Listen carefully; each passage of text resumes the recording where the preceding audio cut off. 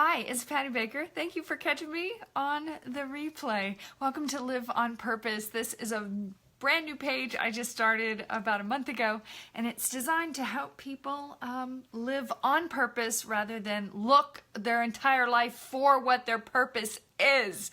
So anyway, I'm glad that you're joining me recorded.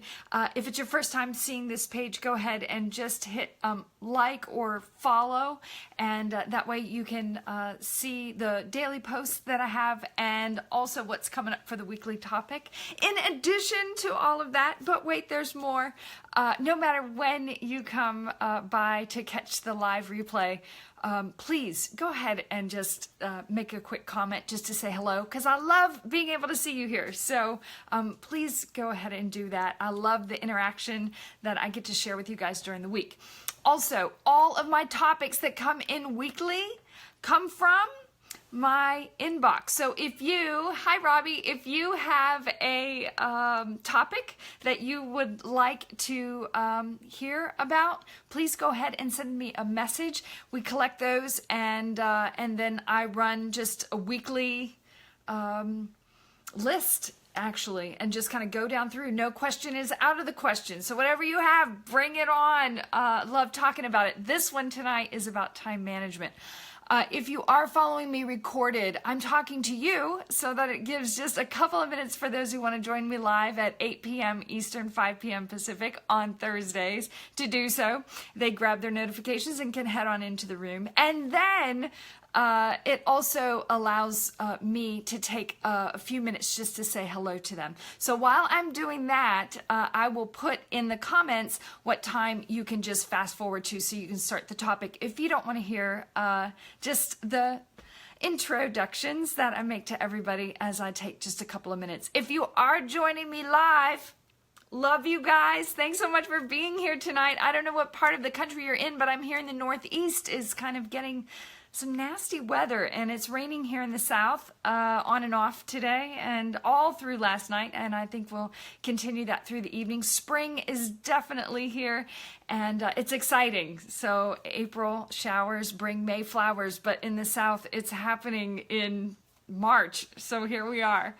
I want to let you know, if it's your first time joining me live, you don't have to say a word. You can sit in the back of the room and just kind of join in and listen, but I will not acknowledge you. I'm just glad that you're here, and I won't pull you out of front and center. But if you do want to say hello, I want to say hello to you. So please take a minute just to give me a shout out. There is a 10-second delay. So know that if you make a comment, it takes me just a couple seconds for it to come over my way, and then let me just scroll back up. And again, it takes me a minute because I like to say hello to all of you that are just joining in, and a couple of new people tonight. So I'm glad that you are here. And Robbie, great to see you as always. And Pat, you made it. Great to see you tonight. Hugs back to you. Virtual hug to you. Nathan, love seeing you always. I love your writing, I love your music, and I love everything you're doing over on your Facebook page, so thanks for that. Great to see you tonight, David. I'm glad that you could join in, and I know that you were going to go see, I don't know if it was a private screening or not of a movie, and so it sounds like it's going to be great. I don't even know what it's called. Comment, I think. If I'm not mistaken. So anyway, write that in, because I do want to go ahead, David, and give a shout out to that movie that's coming out. But I guess the weather's bad in your area. And so I love how you just switched it up and said you were going to do a quick workout and start over here. So great. And again, just another howdy and hello to all of you who are joining me in the back of the room. Tonight's topic, time management. I want to read to you some of the questions that came in surrounding this topic over the last few weeks. The first one, and all of these came coincidentally from women except one. I have a request for your Thursday evening Facebook Live, or if you already addressed this issue, please direct me to the date you spoke about it. Time management. Here's another one. I don't have enough time. Can you talk about how I can put more time back into my life? I really enjoy seeing you on Thursdays. This gentleman says, will you talk about time management? I never seem to have enough time to get everything done in the day. And the last one, if you know of a good resource, please let me know. There are too many things to do and not enough time. Although I do spend what seems like, and sometimes is, hours on the phone with my insurance company or doctor's offices and pharmacies, I'm looking for some suggestions on time management. So let's get started. God created time. That's it. He created it and he gave us no control over it. Connect. That's right. It's the movie Connect. Kirk Cameron. That's right. Thank you so much for telling me that. I thought it was comment. What was I thinking? I was probably looking at comments. Okay, great. Yeah. You went to a screening and, it was tonight only. Okay. All right, good. Well, great. Glad. I'm looking forward to seeing the movie coming out. So I'm excited about it. Anyway, so thanks for sharing that. And I will go ahead, hi Ed, and I will go ahead to post a link there after this goes up recorded, and then people can see that on the replay too. And if you're on here and you just hit the like button, what'll happen is when I come back in and put in the scripture verses that I normally do and anything else that's relevant to this topic that I'll just put in here, you can see when I post those, and then you can come back and pick them up. And I usually do those right after I finish up. Hey, Debbie. Oh, it's so good to see you, darling. I love you, and I'm so glad you're in the house tonight. Beautiful. I just love you. So anyway, God created time. And that's what the Bible opens up with in Genesis, is how God created time. And this starts out in the first book of the Bible. It's the Old Testament, and it is the first chapter. And I'm just skipping down to the third verse.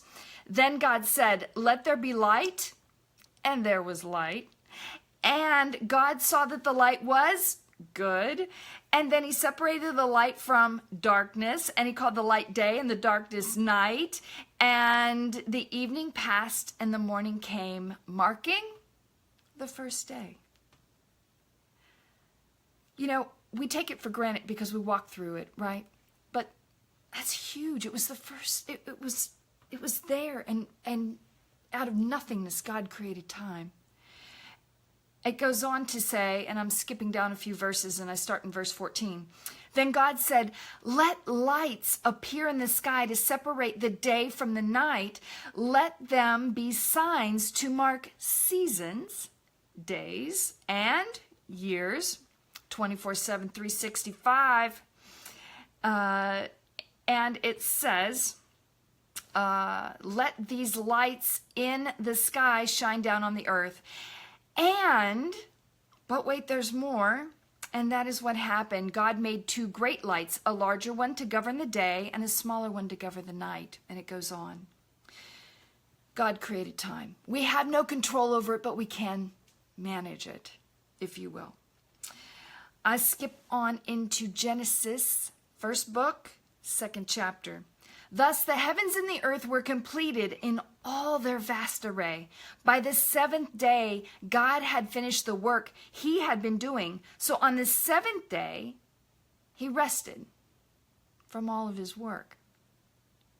Then God blessed the seventh day and made it holy, because on it he rested from all work of creating that he had done. And he went on to command that for us to do. It's called the Sabbath, or the day of rest, and to keep it a holy day. And it's something that people have gotten out of the practice of doing. And we see this whole new wave in our culture of this minimalist culture that's kind of cropping up. And people are trying to put back in a simpler living lifestyle, like a simpler lifestyle of living, and in that incorporating back in this principle and practice and godly command of rest. And it's so difficult for us to do in this 24/7, 365, and technology is making things happen faster, and so much information is coming at us that it's difficult for us to unplug from that type of lifestyle and just sit. And I don't want to say so much sit. I mean, we get over into Matthew. This is New Testament, first book. And I want to say maybe it's in chapter 12. I'll look it up and add the link in here. I don't have it on my notes. But Jesus healed someone on the day of rest. And the Pharisees, the religious people, said, hey, what the heck are you doing? You shouldn't be healing people. It's the Sabbath. Look at the law. And he said, hey, Rich. Hey, Rick, great to see you tonight. I'm glad you're in the house. And he said, hey, what are you doing? Hi, Darlene. Wonderful to see you too, darling. You shouldn't be healing anybody, Jesus.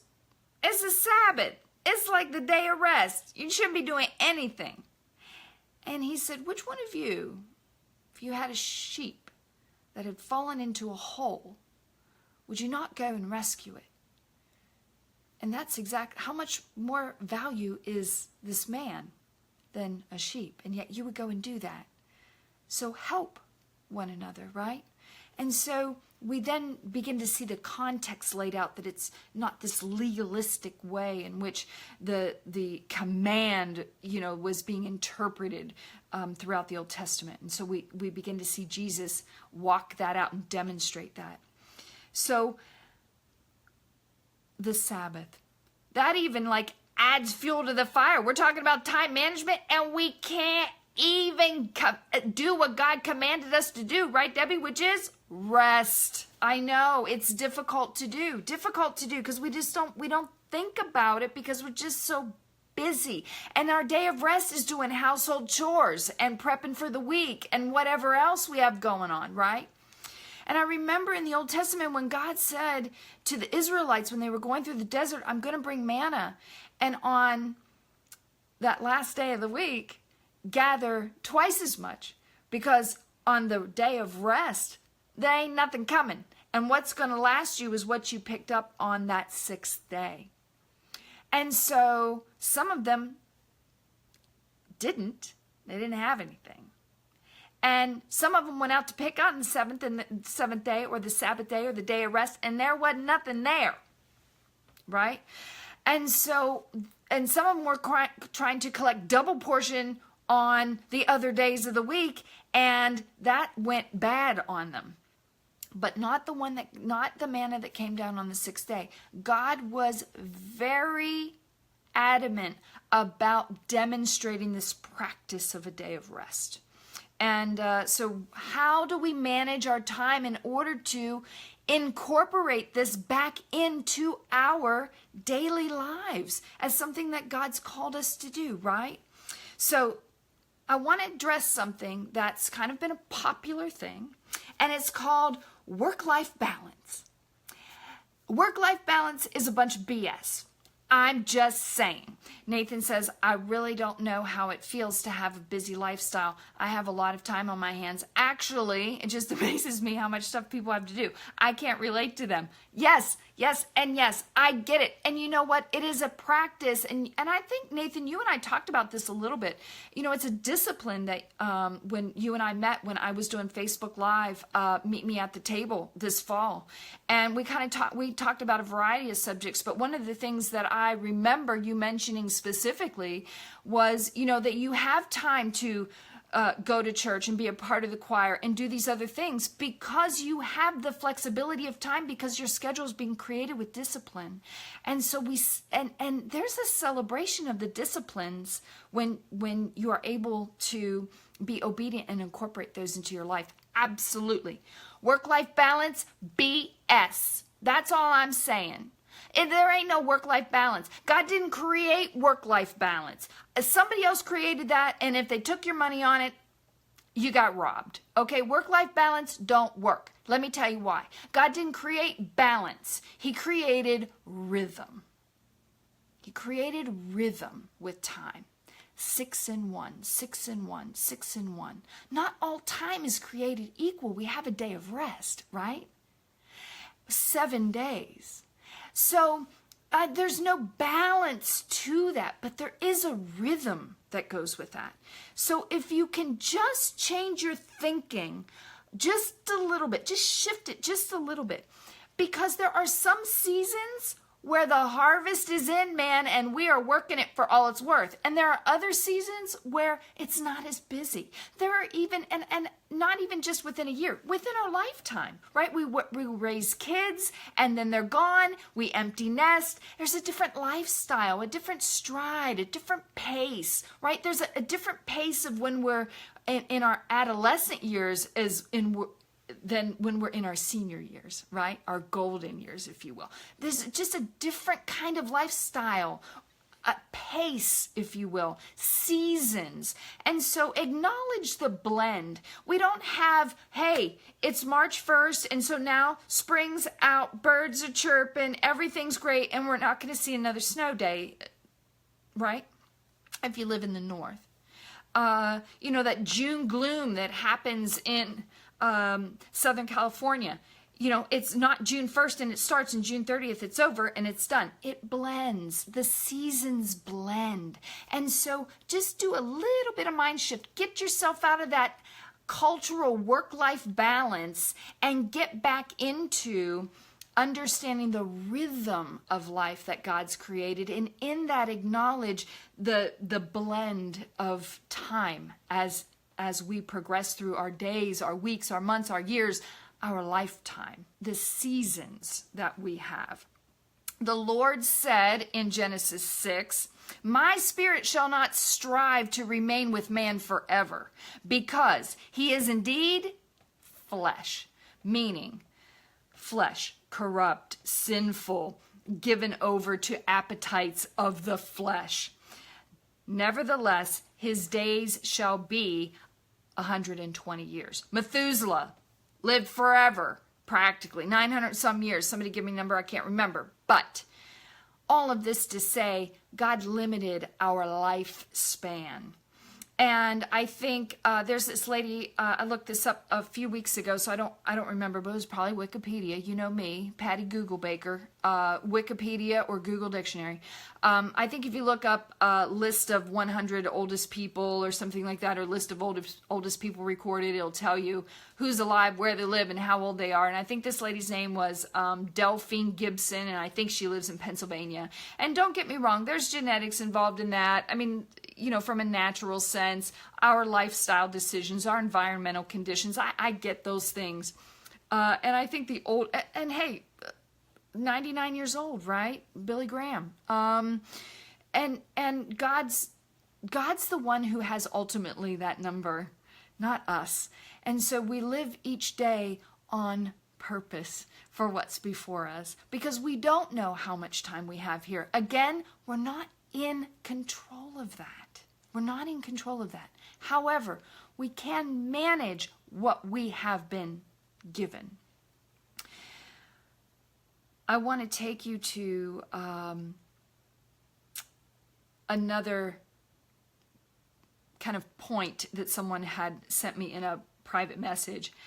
How much time should it take for me to do? And then they listed these things.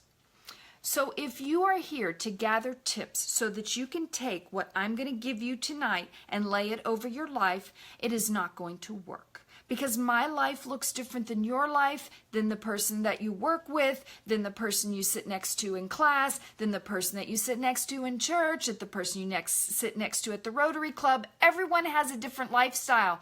Married, single, kids, different ages and stages of life. All of those things are factored in. So what one person does doesn't mean that that's what everyone else does. Or that what I'm going to give you as a recipe is going to work for you. I can give you principles. But you've got to outline what is going to work best for you. Okay? Let me just come back up real quick and say hello to you. If I missed you, I hate when I miss people and I get off and it goes recorded and I go back through and I'm like, they were on there and said hi and I missed them, and I hate it when that happens. So I just want to take a real quick look at those of you who gave a shout out, just in case I missed you. Don't worry about tomorrow, for the day has enough troubles of its own. I will, David, put in the scripture verse for that. I love that one.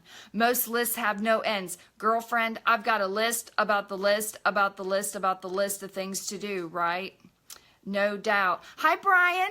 Great to see you tonight. I'm glad you're in the house. Thanks for being here, sir. Hi, Tracy. Great to see you tonight. So, what are you currently doing with your time? That's where you want to start. Okay? Again, I'm not going to give you the ABC, this is what you got to do and manage your time, because it's not going to work for you. It's not going to work for the person next to you. Get that out of your head. I'm going to give you some framework, but you got to do the work and how it's going to fit in with your life. What are your duties? What are your obligations? What are your responsibilities to yourself, to your household, to your workplace, to your church, to your community? What are the things that you got to get them on paper and take a look at them? See them for what they are, okay? Oh, great. I'm saying hi to everybody who's with Debbie tonight. I love you guys, and I love Miss Debbie. Great to see you guys. Hearts and thumbs up. What are you doing with your time? So mark that out. Also, I always say, look at your core four: heart, soul, mind, and strength. Emotional health, right? Spiritual health, intellectual or mental health, and physical health. Take a look at those core areas for yourself too. And then mark it out, journal it, put it in your calendar. Do something, because you've got to know where your time's going. So once you figure out and can get those things down, do you even know how many hours there are in a week? If you can't tell me, then how are you going to manage what you don't even know you have? There's 168 hours a week. Get it in gear. Figure out where you're spending that time. Start with, how many hours are you sleeping? How many hours are you commuting? How many hours does it take for you to get out the door in the morning? And your kids, or whatever. How much time are you spending at work but not working? A lot of wasted time there. They say, oh, I work 8 hours a day. Do you? Or are you working 7.5, but you get a paid 30-minute lunch? What are you doing during that time? So you're not really working. So what are you doing? Oh, well, I just consider that work, but, I just play on my phone for 30 minutes. What are you doing? What are you doing? This is where honesty kicks in. And gosh, we just love to lie to ourselves because we want to rationalize we're doing the right thing. Heaven forbid.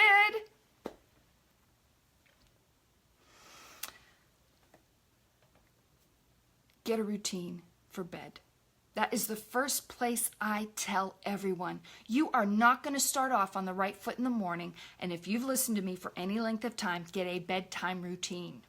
I have a friend who puts her toddler down at 7:30. Done. They have a system. She was in there crying for 2 hours. They let her go until she cried herself to sleep. You do that a couple nights and that don't happen no more. They've got a nice little bedtime routine for her. This is what we do. Here, here, here, here, and in bed by 7:30. And then she and her husband have the next 3 hours to themselves. And part of that time is preparing for tomorrow. So the lunches are packed and clothes are laid out and teeth are brushed and all of these things for themselves so that they can have some private time together. And that kid is up at 5 a.m. going to the gym with daddy because that gym, they pay a little bit more money for it, but it has childcare. And because their toddler was in bed at 7:30 at night, that child can be up that early in the morning to be over there playing a little bit while he works out, comes back home, mom's had a chance to get ready, and this is a lifestyle that they've developed.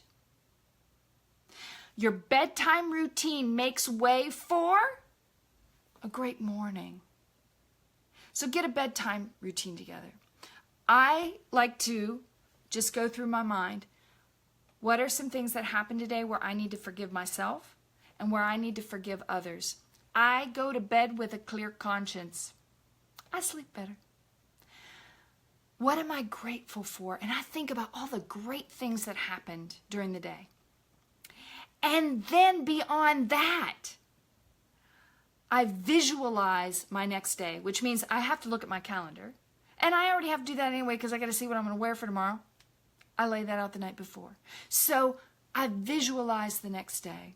So those are some of the, a couple of things that I do to prepare. And those are things that I'm doing mentally. I mean, I'm also brushing my teeth, taking my makeup off, that kind of stuff. Prepping my coffee pot for the morning, I do that. So there are a couple of other things that I do. But then I also have a regimented morning routine. And I could go into the ABCs of it, but let me just share with you the core of it. Faith, fitness, food, focus, and finances. Faith, I get some Bible time in. So I spend quiet time in prayer. I take a scripture verse maybe. Sometimes I do that and just kind of sit and read it, put emphasis on each word in that passage and see what that looks like.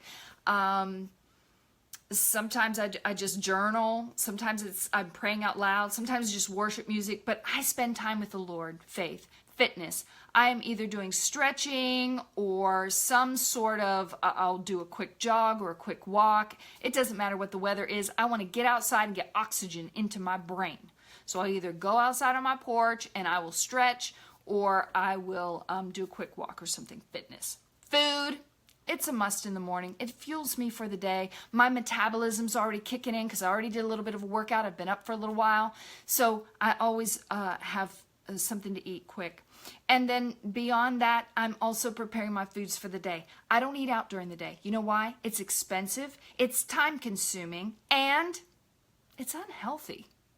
So for all those reasons, I prep my food, and it's easy for me to take it with me. I'm on the road a few times a week, and so I have a little lunch pail and a little thermos, and I take my water and everything else. So again, it's a time saver. We talk about time management. It's a money saver, and it's also healthier for me because I'm choosing what I'm eating, and I'm already preparing what I'm going to have for the day. So, faith, fitness, food, focus. I look at my calendar, not only for the day, because I looked at it the night before, but I look at it for the next several days and just see what's there, what's planned out, what's coming ahead, just so that I have in my mind, oh yeah, these are the things that are cooking. And then I look at my finances. I have a phone app, and I look and see how much is in my bank account. That reminds me why I'm going to work. Because see, I don't go to work just because I don't have anything to do. I need money. So, as a result, I need to know what's in my bank account. It also keeps in my mind how much is there. I have found that people who reportedly, and I've been a personal coach and career coach years and years ago, time management was always a big issue that came up when people were trying to reach goals and trying to fit in new things, right? You don't even know what's on your calendar, and you don't even know what's in your bank account. What are you doing? Know what's on your calendar, know what's in your checkbook. At some point, and here's the honest truth, this is the nut for the night. Coming from the nut for the night, right? For most people, it is not a time management issue. It is a self-management issue. Because everything I've talked about so far is discipline.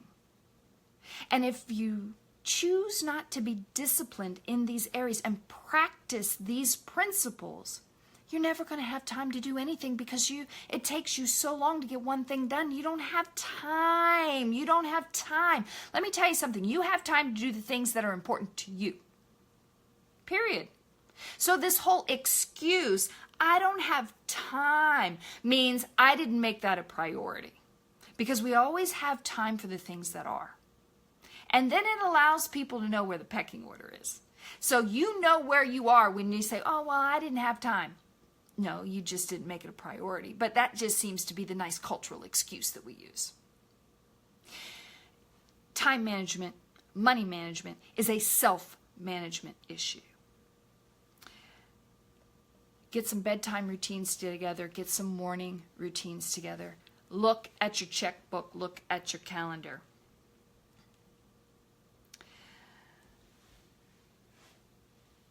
Some people say, I just don't have the skill set to do everything I need to do. And so it takes me longer. I don't know where to start. I have all these things. I get overwhelmed. Analysis paralysis. And then I look, it's 2-3 hours later and I don't get anything done. And I'm laying on the couch and I feel bad. So you know what? I might as well just start tomorrow. Do you know what I do? I give myself 15 minutes and start at the next quarter hour. I'm not going to waste the day. It's a mindset. It's a principle. If I blow, I don't diet. But if I were on a diet and I blew it for the day, I'm not going to wait until next Monday. I'm going to do better at the next meal. Okay? So take what you can, right? Work it out. I have been spying on you. I'm telling you, you should read my inbox. I'm telling you what everyone else is telling me and thinking, right? It's not a matter of skill, it's a matter of will, is really what it comes down to. What are you willing to do? And are you willing to set aside your pride and your stubbornness and really take a hard look at where you are investing, what your priorities are, and where you're investing your time? Sometimes people say, I'm scared. And so they just don't do anything. And so all this is over here and now it's piling up. And now all of a sudden you got all this, I'm just scared to get started. I don't know where to get started. It's perfectionism. Get over it. When you're overwhelmed like that and you don't start a project, ask yourself, is it because you don't have the information you need? Then go get it. Is it because it's not going to get done the way you need it to get done and then it's rooted in perfectionism? Get started and do it and throw out your perfectionism because it's just going to get worse. Just going to get worse. And you're so detail oriented, it's got to be perfect that it never gets done. And that wastes time. You get stuck there. And then you spiral and you can't get out of it. And then everything else piles up because of that one thing. Or something else that happens is entitlement. Just going to say entitlement. Right Now by Van Halen. Why wait for tomorrow? Right? Exactly, Ed. Entitlement. I shouldn't have to do that. So you just don't. But then there's nobody else to do it. So buckle down and get it done. Just do it, Nike says. Just put on some Nikes and just do it. Fear, entitlement, perfectionism, analysis paralysis can really drain our energy and waste our time. So if you have something that's sitting there, and I've done this before, I've done this with taxes. I'm like, oh my gosh, I'm so behind on my taxes, I don't even want to get started on them because I don't even know where, because there's so much to do and this and that and the other. And finally, I just went out online. I found a checklist, right? Debbie, you just mentioned checklists. I found a checklist and how to get your taxes ready. Now I've done taxes for years, but I'm preparing them to send them over to my accountant, and I've got all this other, it's not an easy form for me. It never is. And so I went through this checklist and I go, okay, if I just do this first thing, and within 5 minutes I was done. I'm like, wow, this is great. But let me tell you something else I did during that season. I had a friend who works at an accounting firm, and I had her hold me accountable. See if this is something that you can incorporate into your lifestyle. Accountability. And it's not that she was hounding me, but I just said, hey, I've got to get these taxes done. And I'm going to text you. And if you don't hear from me, check in with me because I need to get this going. And every week I would give her an update on where I am in the process. I mean, it was horrendous. I made it out to be so much bigger than it was. Again, I was overanalyzing it. I was trying to be perfect about everything. I had a fear of, I don't know where all this stuff is. I just recently moved and everything was strung hither and yon and in storage and at my house and it was nuts.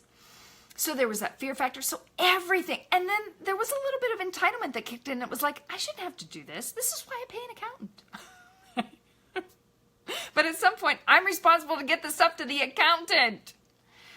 So we're all guilty of this, and in some form or fashion. But it's when it's easy that you can be aware of it to see it. It's not a matter of skill, it's a matter of will. And I just got a quick checklist. And what that checklist did for me is it allowed it to be just smaller things. Hey, you need to pull your mileage together. I'm like, okay, so I printed out for a year and got my mileage together, and I had some things in a few places, and so I just continued to break that down until I could get past it and get some momentum. Just do a little thing to get you some momentum. It gets you going, because otherwise you just waste time.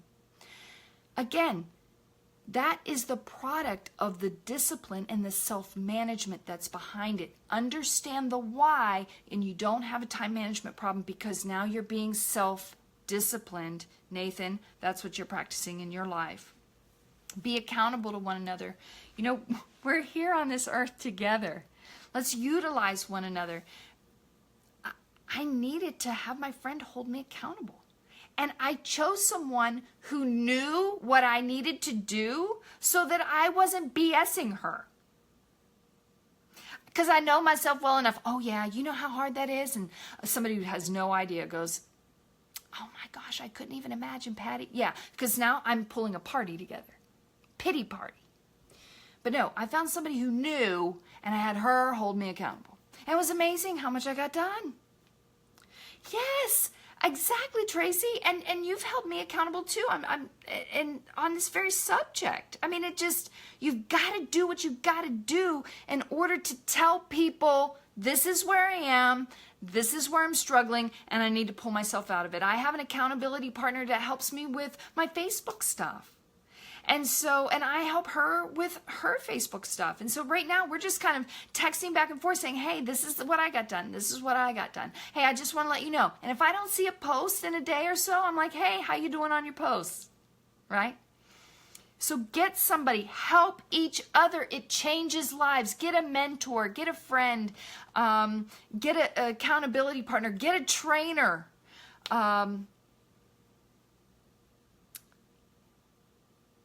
Get accountable. You are going to get off balance. The rhythm is going to be going faster than you are, and you're not going to be able to hold on. And in the midst of you getting these routines together and a lifestyle and all of these things that you're having to look at, and with your partner, right, and or roommate or whoever else you have in your home that's also a part of the larger family dynamic that you have, you've got to be able to recover and get back on schedule. Because as you're twirling and turning through the rhythm of the music, you're going to maybe lose your balance. And in the midst of that, you're going to have to recover and recover quickly. And I mentioned this before. Don't wait till the next week to get started. Don't wait till the next day. Wait 15 minutes and get started. It's easy what you can do if you can just stop, drop, right? Pray, gain some inner thoughts, and remember who you are, remember your purpose for that moment, and live it out right then and there and say, I am going to purpose myself to do this small task. It's going to take me 5 minutes and I'll see where I am afterward. Just get started. You know, I'm talking about getting unstuck in a lot of different areas because we waste so much time. We do. We don't even think about it. Out of the 168 hours, by the time we take out how much we spend sleeping, working, commuting, getting ready for the day, getting ready to end our day, and all the other activities thrown in between for our children, for ourselves, family night, date night, friends, whatever, parties, events, lunch breaks, all of this stuff, the time you and I are spending right now. Do you know the majority of you are either commuting, you're out in your garage tinkering around, you're doing chores, you're listening to me with friends, you're doing something else, right? And for some of you, this is just a great time that instead of sitting down and watching a TV program, that you're taking this time to get some content here from me. So whatever it is that you're doing in the moment, be able to, I call this time blocking. I don't like to call it multitasking because we can get so far out there on the multitask that we lose focus. But I have someone who takes their son with them to the grocery store, but they go and have breakfast in the morning. Dad takes them to the grocery store. Dad does the shopping. And that allows mom her morning on Saturday to do the things that she's been called to do. And that's part of her purpose and her plan for Saturday. And so it gets her that private time. And dad gets one-on-one time with his son. I love that. And so they go have breakfast and then they go do groceries and a couple of hours have passed. And so it allows that free time and free space to be able to manage well and multitask, as some of you call. I call it time blocking. So when I go out for the day, I make sure what are the other things that I need to be out and about doing. I don't go to the grocery store every day. It's a waste of time. So if I'm going to go out and go to the grocery store, I'm also going to fuel up. I'm also going to run to the bank and the post office, and I'm going to just take care of all those things. If I meet a friend, it's with purpose. We just don't sit around. We're either walking, we're working on something together. I'll meet you over at church and we can fill the back seats of the chairs at church with invite cards, whatever. But we're doing something that's constructive other than just sitting. So our time is purposeful, it's intentional, and it's productive. Not saying that just sitting around every now and again and doing that, but if I can get out and walk with a friend, or I'm going to spend time during lunch anyway, if I can spend time with my friend doing lunch, then I do that as well. But be purposeful with your time. It's easy to block things together, and then you're not having to continually do these same things all the time. Delegate where you can. Delegate where you can. A lot of times you can't delegate because it's something that only you can do. But but listen to me, ladies, listen to me. If only you can do it because only you're the one who can do it right, check yourself. Check yourself. It's still a blessing if it doesn't get done your way. So what can you delegate? Think about creatively how you can delegate some things or time block some things that's in your life so that you're not having to repeat. Going to the store, doing this, doing that. I mean, do you know how much time?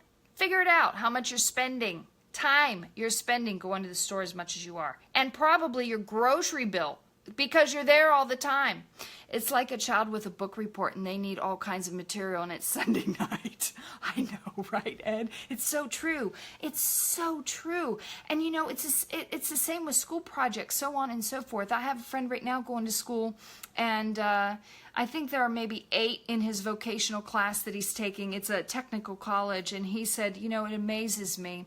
He said, I have disciplined myself to spend 2 hours in the evening studying and preparing. And we have a practice test that we get on Mondays, and then we actually test on Thursdays. And he said, I always ask for 2 because I will fill out the practice one during the week as we're doing the lectures. But then on Wednesday night, I'll take the practice test cold so that I can see if I remember how much I remembered, so that that helps me to prepare for the test. He's set aside the time. He knows that that's what he needs to do to get a good grade, and he's not waiting until the last minute. And he says, you know, we have a very small class, but we've already lost 2 people because they can't get disciplined to do the things that they need to do in order to pass the class. Hi, Sonny. Great to see you tonight. I'm glad you are in the house, and it is always nice to see you. Behold your God, the weight of his majesty. God created time, but he is outside of time. Nothing constrains him. A day is like this, and years to him. Yes. You know, let me talk about this for a second then. David, you bring this up, and let me just back through. I quoted scripture in the beginning of Genesis about God creating time, and yet he's outside of it. Time is the parentheses in eternity. Think about it. Time is the parentheses within eternity. And our life, the Bible says, is but a vapor. And so this time has kind of been parenthetically put into eternity for us to live in, right? I talked about how the Bible says that we would live about 120 years or so. I think the oldest person recorded is like 122 or 124, something like that. So think about how God is outside of that time span because he's created it for us to live within it while we're in our physical bodies, right? It's fascinating to me. It's just utterly fascinating. So let's recap. Time management is like money management, and most of the time it's self-management is what it comes down to. Get some routines together. Start with a bedtime routine. Start with, and then go to a morning routine. And don't try and throw everything together and start tomorrow morning, right? But get a routine together and practice it out for a week or so. Tweak it and what works best for you, and then go on from there. Go on from there. And then begin to add in for your morning routine. And then maybe you have something when you come home from school. These are the things that I do. Or when you come home from work, these are the things I do. Or when I bring the kids home, this is what we do. And so there's a routine that's in that. There's power in that. Acknowledge the routine. Acknowledge that not all time is created equal, so there's not a balance. So that balance of, well, I sleep 8 hours a night, so 8 times 7 is 56, so I'm going to work 56, and that'll balance that out. And now let's try and work. Time doesn't balance that way, okay? Not all time is created equal, and it's not created equal based upon the priorities that we have. So I don't have time is really, I didn't make it a priority. And that's okay if that's where you are, right? Hey, it doesn't line up with my priorities for this week. I'm not going to be able to go. It's not as important. It's not as important to you. So understand time management, self-management, and adopting some of these principles of routines, and then be aware if you're wasting time because of fear, procrastination, analysis paralysis, or entitlement. I shouldn't have to do that. Somebody else should do it. Well, the dishes ain't going to get done any other way. Understand that there's accountability that can easily be established for you in order to keep you on track. And if you need an accountability partner, find somebody that you're not going to BS, okay? That they can hold you accountable for what you're doing. Time blocking gives you uninterrupted focus, and it allows you to block things together so that you can divide and conquer, so to speak, to get things done. So you're not doing the same thing every day. So rather than going to the store, like I said, every day, and again, check your lifestyle. What works for you? Where are your biggest time wasters? If you're getting off schedule, recover quickly. Don't wait a week. Don't wait, I'm going to start next month. Start it right now. Give yourself 15 minutes. Then if you need another 15 minutes, take that. But get back on track and do 5 minutes of the next thing until you can get some momentum again. But you've got to have the resilience to recover. I want you to find out where you're using your time. There's phone apps for your bank. There are also phone apps for your time, and I'll list one here. I have one. It's called A Tracker, ATRACKER, A Tracker, and it's a time management one. I don't use it every day, every week. I use it maybe for 1 week every 3 months or so, and I check myself. And I find out, oh, where am I slipping? Okay, so use that. You can use it for free, and you can track like 3 or 4 things. I spent, I think it was $5, and I got the full time management program for $5 for the app, and I put everything on there. So my morning routine, my evening routine, how much time I'm doing on that, and then I have my work schedule, my workout time, my church time, Facebook time, all the prep work for that. So all of that's in there, and I just track. And at the end of that week that I'm just kind of test driving to see what's going on, I'm like, wow, if I would just spend a couple more hours, that would really free up that Saturday so that I could have a day of rest. And that's where this day of rest comes in, as I wind down from this topic for tonight. Because I want to get back to what God's commanded us, which is to have a day of rest. And life is designed that we can, if we utilize what we've been given wisely. It's like getting a paycheck every week for 168 hours. How are you going to use them?